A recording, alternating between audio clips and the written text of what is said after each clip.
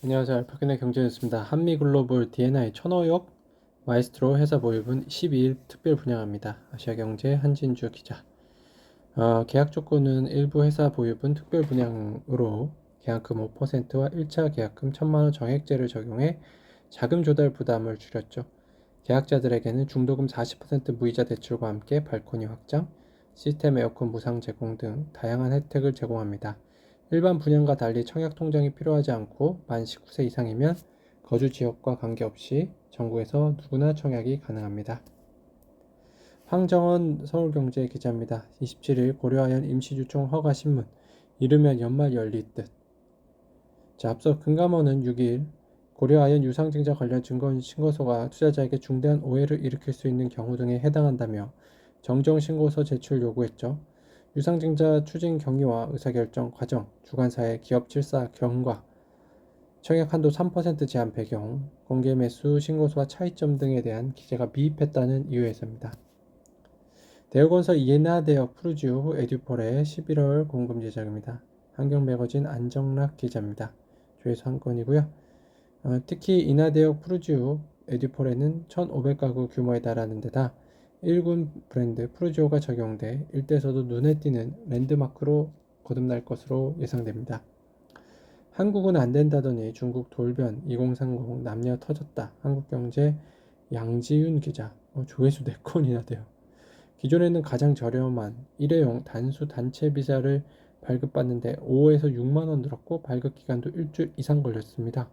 이 때문에 자유여행을 하는 젊은 여행객들은 중국 여행을 선호하지 않았는데요. 하지만 내년까지 비자가 면제되면서 여행지로 중국을 선택하는 2030 자유여행객이 늘어날 것으로 예상된다.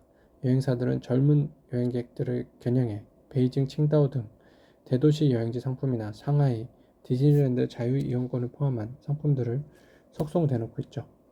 한발 물러난 고려하연 유상증자 철회 수순 매일경제의 조윤희 기자입니다.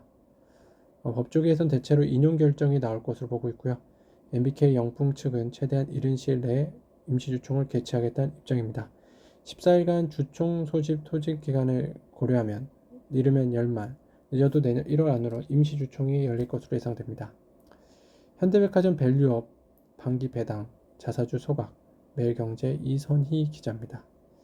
현대백화점은 3년 내 자기자본 이익률 ROE 6% 수준 높이고 주가순자산 비율 PBR도 3년 안에 국내 백화점 업계 평균을 웃도는 0.4배 이상, 장기적으로는 0.8배까지 끌어올릴 계획입니다. 현대백화점은 내년부터 기존 결산 배당과 별도로 100억 원 이상의 반기 배당을 실시하고 연간 배당 지급 총액도 단계적으로 늘려 2027년 500원까지 확대한다는 얘기입니다. 이수 매일경제 기자입니다. 곤지암역 제일풍경채 565가구. 곤지암역 제일풍경채는 초역세권 아파트로 구역 내 최중심이란 평가를 받고요. 경강성 곤지암역이 직선으로 약 300m, 도보로 3에서 5분. 현재 경강성 곤지암역 이용 시 판교까지 6개 정거장으로 20분대에 이용할 수 있으며 판교역을 통해 신분당선 갈아타면 강남역까지 40분대에 도착할 수 있습니다. 황윤주 아시아경제 기자입니다. 고려하연 논리적 설명해야 금감원 유상증자 사실상 제지했습니다. 요건 넘어갈게요. 알파균의 경제뉴스입니다.